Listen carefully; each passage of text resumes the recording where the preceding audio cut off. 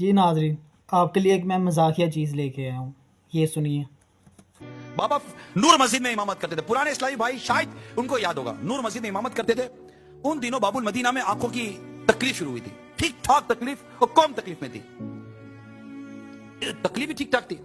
अब इसमें क्या हुआ कि अल्लाह ताला की रहमत से बापा जब वो किसी की आंख पे दम करते थे, उसकी आंखें ठीक हो जाती। एक शोर मच गया कि फला जगह पर एक शख्स है, आंख पे दम करता है, जो भी बीमारी चली है उसकी आंखें सही हो जाती हैं।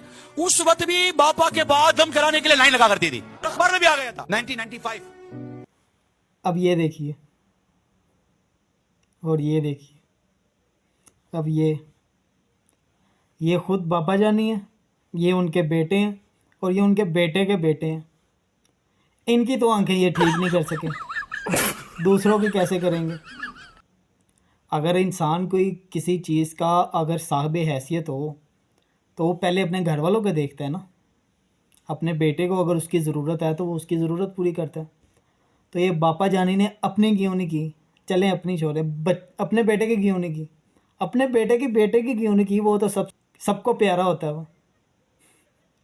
आप मुझे नीचे कमेंट करके मुझे इसका जवाब दें।